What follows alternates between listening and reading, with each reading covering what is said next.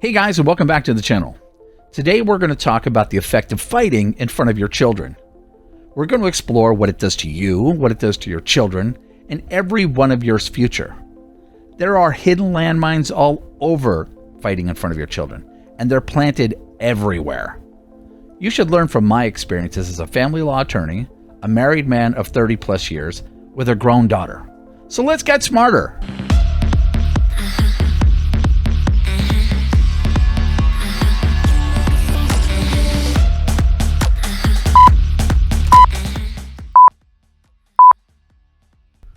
When you have conflicts in your relationship, it is vital to remember that emotions that you feel are really decisions and not reactions.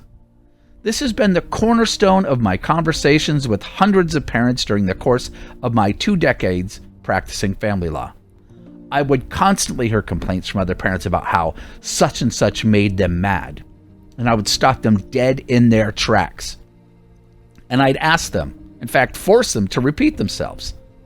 They would give me a puzzled look and then repeat what they said. I would then talk to them about the fact that nobody can make you mad and that you have to take responsibility for your own emotions. It's commonplace in our society that we believe that emotions are something that happens to us rather than it's our response based upon what we think about something someone said or did. It's simply not the case. Every emotion that we experience, we have decided to allow. Here's the example that I always give people. If I were to cut you, you would bleed. If I were to cut you while you're sleeping, you would bleed. That's a reaction. It's an involuntary response based upon a certain action. Now, in contrast, if I were to call you a dumb son of a bitch, that may offend you. But if I called you the same thing while you were sleeping, you're probably not going to get offended because your mind would not process it. Another example with the same predicate of cutting, if I were to call you a dumb son of a bitch, but between you and I it was a phrase that we used often, probably not going to offend you. But if someone else said it, it might tick you off. Why is that? Well, the simple answer is because of the way you think about a certain stimuli that can dictate how you feel about it. That, folks, is a decision, not a reaction. And that's good news, because that means you are in control of it.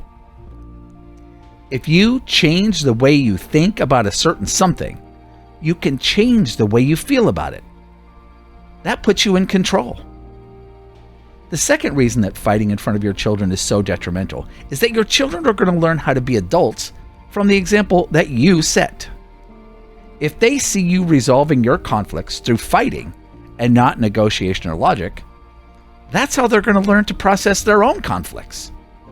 It's also going to change the way your children are going to deal with their future partners and spouses.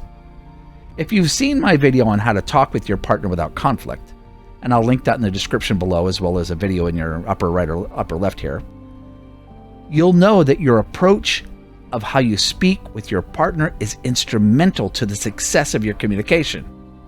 If you can set this example for your children, even during times of high conflict and even divorce, your children are going to be in a much better place to deal with their own conflicts.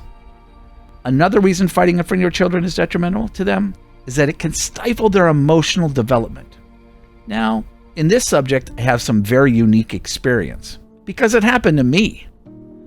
My father and mother got divorced before I was the age of 5.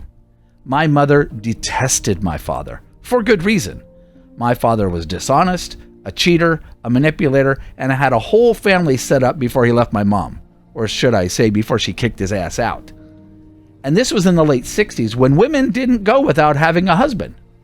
So on one aspect, I was really respectful of my mother for her taking her stance. But her subsequent actions, which I completely understand, stifled my emotional development. Now, we all in our 20s blame our parents for all of the things that have gone wrong in our lives, but this was important. For a variety of reasons, the household I grew up in only felt contentment or anger. It seemed like positive emotions just weren't on the radar. There was just a gloom that seemed to be over our household, a lot of which stemmed from the acrimony that was between my parents.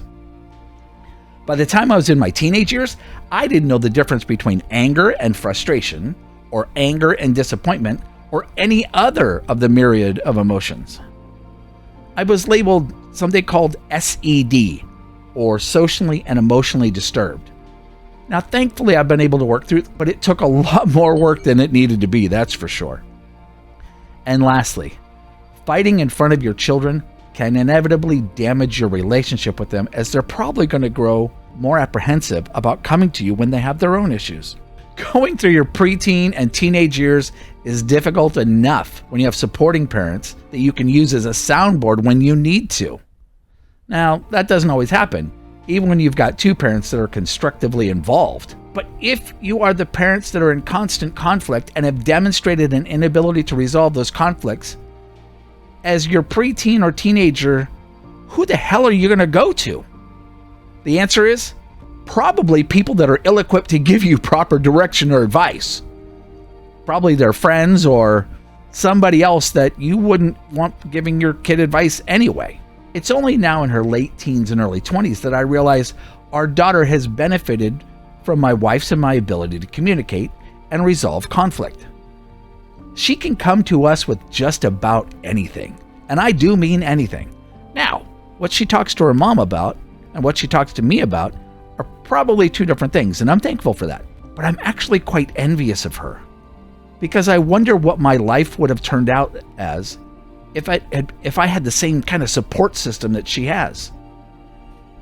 Remember, you need to be the example you want your children to become.